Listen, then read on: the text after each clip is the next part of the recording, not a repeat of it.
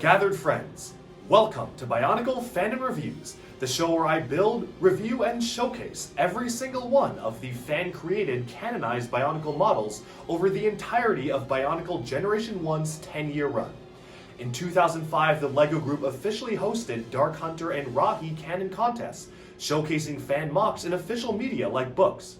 Even moving onwards all the way up to 2010, fan websites like BZ Power continued to host canon contests, enriching the world of Bionicle with new depictions, artwork, and builds. And even now, there's been a renaissance of canon contests. Thanks to TTV and sponsored by Greg Farshdi, the original scribe of Bionicle, we have modern canonization contests depicting characters that we never thought would see the light of day and are still ongoing right now. Now, throughout the show, it is my own goal to own, build, review, and showcase every single fan-created canonized model created for Bionicle, and share these reviews with all of you. And while we mostly stick to canon models, there are a few rare exceptions which shine through. Fan MOCs depicting their versions of Bionicle characters, canon or otherwise, that are so exemplary that they deserve a review of their own. For every Bionicle Fanon review, I rank the builds by 4 key points. Number 1 is Poseability. Can the model get in good poses? Can it support its own weight? And can it hold the weight of its own weapons, or is it just falling over? Number 2 is Building Techniques. Is the model just regurgitating stuff from existing LEGO sets, or is it trying something new and doing that well as using unique parts usages? Number 3 is Overall Aesthetics. How good does the model look completely agnostic of storyline relevance, and is it generally aesthetically appealing? And finally, number 4 is Believability in Universe, which means that does the storyline given to the model by the Bionicle story team make sense given how the model is built, and does the model scale well next to some representative samples from the Bionicle universe? And with that, let's consider these 4 points and more as we jump into a brief story and lore explanation of today's featured build. Alright, so for today's featured Bionicle Fanon review build, we have something that's a little bit of a special build because we're actually going to be reviewing a MOC that is actually made by me. This is actually one of my MOCs, and I do want to give a disclaimer, I do not MOC often, so this was just kind of something I did. It was right around 2015, I was very hyped with Bionicle G2, so I took apart all my Hero Factory figures and used the pieces to make the biggest G2 MOC I could do. So this is a revamp of the Tahtorak, who was a canon contest winner back in the Rahi contest of 2005, and I revamped him with CCBS using the style of, say, the G2 revamp of Bionicle, reimagining the creature as if he would appear in modern times, which I guess modern was back in 2015. So why am I reviewing one of my own MOCs? Well, I guess this is less of a review and more of a MOC showcase, but I do actually think there is some value in actually reviewing and looking back at one of the MOCs that I had made in the past, because this is something I made back in 2015 that was quite a while ago, and obviously we didn't have a lot of the CCBS parts. The only G2 parts I even use on these are some of the eye stalks and the protector mask because I was just getting the newest G2 sets, so this was definitely something that I just put together and probably could have been made just even before G2 came out, save for a few minor details. I also think it's kind of interesting because it shows that hopefully I've come a little bit further than this as a builder, and I think it's kind of interesting to look back and see what were my building skills like back in 2015 and how would I critique this model today and how would I actually fix this should I actually have the time or effort to be able to upgrade something like this. So a quick backstory of the Tatorak. So in the original Bionicle lore, the Tatorak was actually one of the most important Rahi beasts. It was actually a sentient creature that could fully speak. He was always seeking the answer to a mysterious question, appeared first in the comics of the 2004 Bionicle Toametru storyline, eventually was transported to even the 2006 storyline, did some stuff on the island of Voyanui, eventually battled the Kanohi dragon all the way up to the 2008 storyline. So the Tatorak actually was featured several times throughout the entire Bionicle lore. And that's why I figured, why not actually recreate it, because essentially it's the Bionicle Godzilla, it's just a big green lizard. And so without further ado, let's just jump right into this MOC. Alright, so here we have the Tahtorak, and yes, I do want to preface this by saying that I am by no means a MOCist. I do not really typically make MOCs. My pieces, unfortunately, are not organized enough for me to be able to make them, and I'm not very good. I've made about 5 mocks, and trust me when I tell you, this is probably the only one that was presentable enough to actually do a mock showcase on and somewhat of a review as well. That being said, I feel like, again, as I mentioned, there is some value in taking a step back, looking at some of the mocks that I made years ago. This was all the way back in 2015, and just trying to think of the ways that it could be improved or talking through some of the flaws. So I will be talking through each of the regular points for this, which are poseability, building techniques, aesthetics, and believability in universe. However, I will not be giving it a score out of 10 because, again, it is my mock. It feels kind of weird to give my own mock a score out of 10. So I'll just be talking about how exactly you can move this around, doing more of a showcase rather than a review, and letting you guys decide what do you think. And of course, please, if you have any suggestions on how to improve this, I would love to hear it as well. So let's jump right into poseability here. You can see that essentially my idea for making this was some sort of a giant lizard or dinosaur-like character, much like the original Tahtorak from Bionicle G1.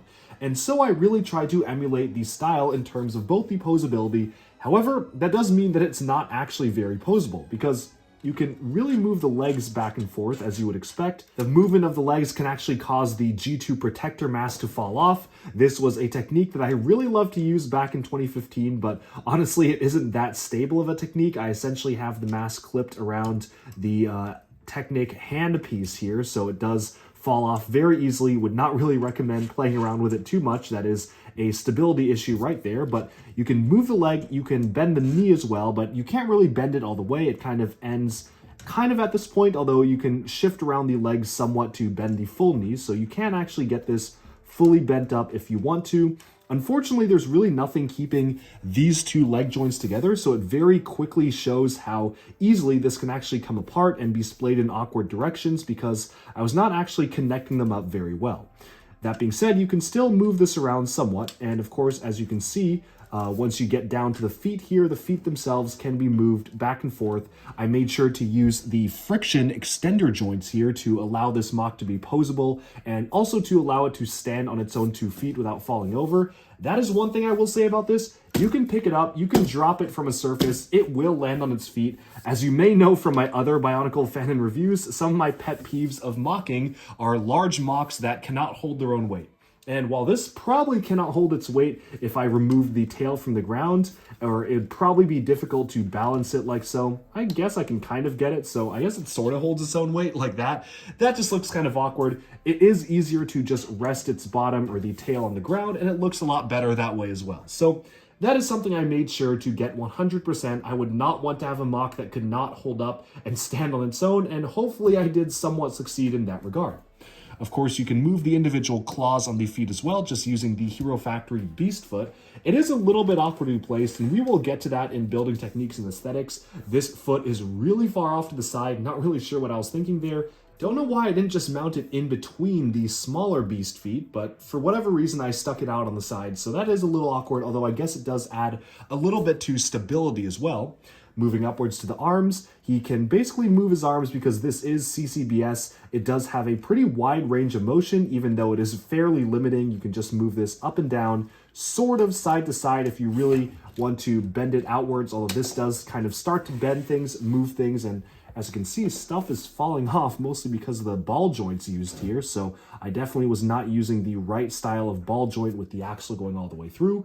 But the intent behind the claws is that the claws themselves can also clamp open and shut, so he can close and open the claws like this. I probably could have added a gear function if I really wanted to. Maybe I might actually do an improvement to this mock and add one, because it seems like it'd be really simple to add a gear function to the way this is mounted. But as it is right now, it is just mounted on ball joints, and it's just kind of utilizing the larger Paraka foot piece underneath the slightly smaller clawed foot piece introduced for 2008. Unfortunately, the claws, as you can see, one is really far forwards compared to the other. I probably could have moved this one forwards a little bit more or used a slightly longer joint to make them line up. But as it is right now, the claws almost have an overbite with how far this one actually extends past the other one. So the other arm here is about the same. You can see it bending back and forth like so, pretty much just what you would expect from the claws here. And then we can move upwards to the head. So the head here, you can actually move all the way around. It's just mounted on different ball joints. So it is restricted somewhat in articulation just because of the nature of how it's built, but you can get him into some good poses in terms of looking his head, moving back and forth, up and down, going all the way. And what I also implemented here is a bit of a jaw. So you can actually open and close the jaw element here. It's all on a hinge, so you can make it look like he's talking or trying to chomp his mouth. The Hero Factory foot element actually interfaces quite nicely with the Hero Factory Waspix/Scopio head here, which I was honestly quite surprised by. I think it does provide a fairly decent close, and if you really squint, you can kind of ignore the mandibles on the insect-like part here, or imagine that while it's open, maybe it's just part of the jaw going down, so that does try to form some semblance of a mouth, or at least that was kind of what I was going for with this right here, to close, open, and shut for the mouth here. And that does, of course, move these spikes, which are angled on different sides, different angles right here to kind of give him some sort of a crown. My goal with these spikes was actually to emulate the original Tahtorak model, which had 3 different spikes going out. Actually, it was a little different because it had 2 spikes on each side and 1 at the top, but I felt like having 3 on each side was a little bit cooler and also does give it a bit more personality, so that's why I actually did choose to implement that there. And then moving onwards to the sides of the body, this is kind of just a mass of CCBS. You can maybe angle it or wiggle it somewhat, but there's really not too much you can do. It's basically just a large, massive CCBS that I tried to mold somewhat into the shape of a lizard. One of the details that I included here was the use of the G2 TOA eye stalk pieces in the transparent neon green to act like these spines. The original Tatorak had something sort of like this, where it used the Bionicle feet pieces with axles sticking out of it to have some sort of a ridge spine. I kind of tried to do the same thing on this model as well, although featuring something that fit a little bit better in the color scheme. Unfortunately, a downside of that is that all of these are now exposed because the way I am connecting those is using the regular Hero Factory shell elements with a lightsaber blade stuck in between to allow these pieces to connect. If they were the other side, I would not have been able to connect them, so it does actually compromise the aesthetic somewhat to have this just be fully exposed in black. Not a big fan of how that actually looks, but I do like the effect of having these spikes, which is why I decided to do it instead of just flipping these around the other side and not having the spikes. There probably was a better way to mount the spikes without having to mount it like this, by actually having them go through the inside of the skeleton. Maybe a better builder could figure that out. This was just what I could come up with personally. But then as we move on to the tail, you can actually get some articulation out of the tail here. You can wiggle it back and forth, up and down. Of course, you can really straighten it out if you want to, although I think it does look a lot better at certain angles and curled up especially. This end piece can wiggle somewhat a little bit, kind of the lightning pieces on the back of the tail here, and I also am using the Hero Factory Invasion from Below egg pod sack pieces to form around the tail and give it a more bulbous look at the end. And that about sums up the articulation. So not a ton of articulation you can do here. The biggest thing that I was most proud of personally was the jaw. I really liked the way that that interfaced with the Hero Factory piece, but mostly everything else is fairly standard for a model like this. And then we can now move on to building techniques. So for the building techniques, this is of course built completely out of CCBS. And the official reason behind that is because I wanted to make a revamp of the original Bionicle characters, but in CCBS. And that was really what I was trying to do when making this, as well as many of the other MOCs that I made around the same time frame, was taking existing G1 concepts and turning them into something that could be made today out of basically purely CCBS minus a few original Bionicle pieces here and there. However, the other thing that's really great about CCBS is that personally I find it a lot easier to work with than the original Bionicle system, which actually requires a good amount of skill in just standard LEGO Technic. There isn't a ton of Technic stuff going on here, mostly within the torso. I just have beams angled certain ways, but pretty much all of this is held together with the character and creature building system, which is both a pro and a con, because a pro means that everything fits within the same style, everything feels like it blends together, but the con can be that at some points it tends to kind of devolve into a very jumbled mess of different pieces here and there, If you really look and inspect it very closely, it's clear that I was just trying to slap on different armor pieces to fill some gaps. And I think an official LEGO designer, or even just a better MOCist, could have placed the armor pieces in a way that makes a little bit more sense. For instance, I've got sort of this green curve here in lime that doesn't really do anything. It feels a little bit out of place. It was really just there to kind of stuff up the body, make it feel a little bit more bulky. I guess you can kind of see that as where the leg protrudes out, like a curve around here, almost like a hubcap or something on a car, I don't know. But it isn't the most cohesive thing, and you can definitely see that there is a lot of the undersides of shells being displayed, particularly, as I mentioned, along the side here, which I was pretty happy with the building technique being used of the specialized eyepieces here. As you can see, the eyepieces as the spines here, I was fairly happy with how that turned out. However, again, it did come with some sacrifices in the way that this was built. Moving on to the sides here, one thing I do want to mention is that I tried to use as many different unique CCBS related elements as possible.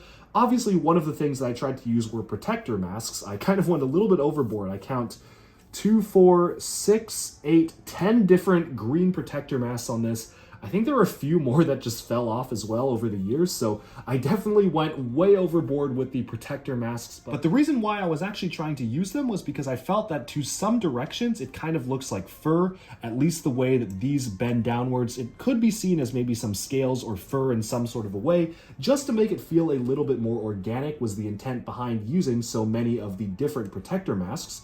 And then moving on, we actually have the Hero Factory holographic shield element, which I tried to use as some sort of a scale piece to, again, exemplify the reptilian or dinosaur-like aspect of this, and eventually going back up to the organic texturing of the Hero Factory beast eggs along the side here as well. One thing I do want to mention as we move away from building techniques and more into the aesthetics is that the color scheme for this MOC is kind of all over the place, and I will be the first to admit it.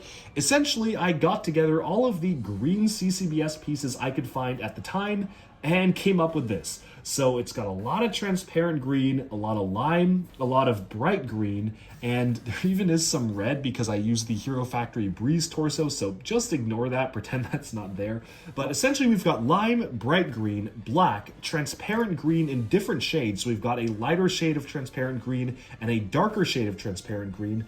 All of that kind of blends together, and I think I could have done a much better job in terms of the coloration and overall aesthetics of the color scheme of this model.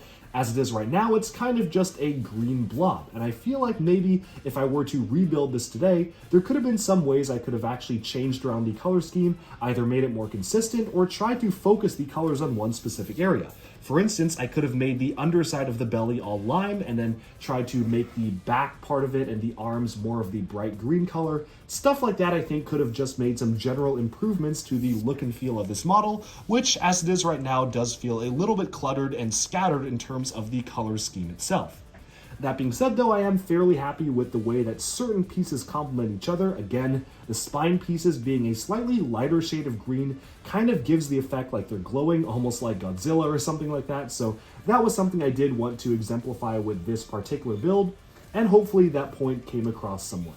One building technique that was incredibly simple, but I actually ended up being very happy with, was just the use of the different angles of the Technic connectors here to angle the spikes out in different ways. I was very happy when I discovered that sort of technique, very, very simple sort of thing, but I was personally just happy when I got that to work together, almost by accident actually. I think that maybe one of the Hero Factory sets used something like this. It may have been Dragon Ball, I might be remembering wrong, but it was some sort of thing like this where I probably was looking at it and had the eureka moment of actually wanting to use that on this particular build. It's been over 6 years, which is absolutely insane to me. Time really does fly. It feels like I put this together just yesterday, but it has been that much time since Now and Bionicle G2 launching. So there you have it. But with that, we can probably now move to believability in universe, and so to do so, I've actually brought over the original Tatorak build to serve as a comparison, because why not just see how this compares to the original G1 Bionicle style? Here we have next to him the original G1 Tahtorak, and this one actually has been somewhat modified to allow the head to be a lot more stable. If you watch my Tahtorak review, you might notice that the head was very much not stable during that review, so I've done some modifications to actually make it stand up. And Obviously, the first thing you can see here is that my version is a little bit taller, or actually a lot taller, probably a head or two taller than the original one, but that's also because it's bent over a little bit. I'm sure that if I actually tried to make this really stand up, I could get it to a similar height, or at least somewhat comparable alongside each other. So that was the original intent behind this. And you can see that along here, the headpiece I was trying to do uses these different Liwa katanas as the spikes. Instead of here, I was using the CCBS piece, which again was trying to blend within the Bionicle G2 style. And the head on the original, I do think, is probably a little bit better than my head, mostly because I really like the use of the Rakshi head as a lower jaw and the Bionicle Toamata hand as a snout here. Just really like the way all these pieces come together. It was one of my favorite things about the original build, as I mentioned in the review. This one is, I think, all right, but it definitely is maybe a little bit too insectoid for the Tahtorak. I was really kind of just working off the pieces I had available and was not skilled enough to make a custom head like this, so I just decided to use one of the pre-molded heads and try to do what I could to modify it, aka add the spikes and the lower jaw, which I think sort of gets the point across, but not quite as well as this in terms of being a reptilian dinosaur. In terms of the hands, you'll notice that the original Tahtorak did actually use a combination of both the lime and the Mata green, so I guess I'm sort of safe in that regard by using some of the lime for the hands. That being said, the claws on the original one were white. I did not have white copies of these elements, and I also felt like white was a little bit distracting on this particular build, so I chose to do black on this one instead. As we look at the side profiles of these creatures, you can really see that I was trying to emulate this as much as possible. Obviously, you've got these spikes on the back, which I tried to emulate along here. You've got the very curved back right here, which I tried to kind of mimic with my dinosaur, but also give it a more of a realistic Godzilla-like feel, versus this one, which I feel is maybe a little bit too skinny around here, just in my opinion. And the legs themselves, I also tried to copy by having some gunmetal gray elements. They had the gunmetal gray armor pieces along the side here and predominantly gray legs. And so if you look at the Tahtorak CCBS version here, I tried to work in some of the gunmetal gray alongside these legs as well. And then moving on to the feet, I think that the original one, oh, there goes another mask popping off. Again, not the most stable of techniques. And here I am criticizing the other MOCs for having pieces falling off, whereas my own has pieces falling off as well. But for the feet here, now I'm kind of seeing maybe this was why I actually had the feet off-centered a little bit. It's because the original one also does have slightly very off-centered feet. However, I really appreciate how the original Tahtorak has the triple dinosaur, very much like a T-Rex stance of the three different Rakshi feet here. My version is kind of just using the standard claws from the beast elements, as well as being splayed out a little bit, so it doesn't really have the same exact look and feel of the true T-Rex-like elements here, but I think it was a good compromise given the CCBS pieces available to me, although again nowadays I probably could have come up with a much more complex and more interesting Technic structure that could have been used instead of what I did here. Moving onwards to the tail part of this, this is where I kind of deviated the most because the original Tahtorak has this tail element right here that is very, very skinny in proportion to its body. It's also very much purely gray Rakshi limbs. And I honestly did play around with this. I do remember when I was building my MOC, trying to make the tail skinnier and more gray, and it just ended up feeling very out of place to me. So I just decided to, well, why not just kind of still just make it a natural extension of the body and have it continue down here like this instead of being a more gray and skinnier piece. Just kind of go for the whole green aesthetic. So that's where the differences are here. And again, to complement that, I did change the tips of the tail to this nicely blended transparent blue, green, and neon yellow color, instead of just having the silver with some gears, which was a more mechanical aspect for the original Tahtorak. But I just wanted to kind of do my own thing for this one, and also give the tail a little bit of a dual spike as well, instead of just having one single spike. So for believability in universe, it's kind of hard to rank this because this isn't really meant to be part of one specific universe. It certainly is not meant to be part of Bionicle G1, and maybe it was sort of meant to fit with Bionicle G2, but almost just a reimagining saying that if this model were to come out in 2015, I was almost saying it today, but no, I mean if this model were to be made in 2015, maybe this is what it could be looking like in terms of a purely CCBS revamp using only pieces available during Bionicle G2. And to that extent, I think it was generally okay. Obviously, the color scheme changed a lot because there are not many modded green pieces for CCBS, so I instead had to go with the brighter green. But I think the general aesthetic of a Godzilla-like T-Rex creature is somewhat retained on this model as it was for the original Tahtorak, and I'm overall happy with the progression from the original fan MOC over to my own MOC of the Tatorak, one of the creatures that was very influential to me as a builder and someone growing up. Reading the 2004 Toa Metru comics, I was in love with this creature. I loved the way it looked. It looked really dynamic on the page, and looking at it in the Rahi book was really cool to see. So this was a revamp that I was really excited to make. I was very happy making it, and I'm so happy I'm able to share it with all of you because, again, I was almost gonna scrap it for parts, but honestly, after doing this review, I have changed my mind. I think I'm going to keep our Titan Answer Seeker intact for just a little bit longer because it's probably one of the MOCs that I am most happy with in terms of Bionicle, although I do think, again, as I mentioned in the review, there is a lot of room for improvement. But with that, we have summed up our look at my personal own MOC of the Tatorak Revamped. Let me know down in the comments below, what do you think of this build? Do you have suggestions on how I could improve it? And would you like to actually see me review some of my own MOCs in the future? Because, again, as I mentioned, I do not MOC very much because I don't have pieces organized. I also am not very good, as you can see here. There are far better MOCists than me, but this was just something I thought would be fun to share with all of you and do as a special edition for Bionicle Fanon Reviews. So, thank you all so much for tuning in. I hope you enjoyed this video. I'll talk to you again very soon, and stay tuned every single Monday for a brand new Bionicle Fanon MOC review. Thanks all again, and bye-bye for now.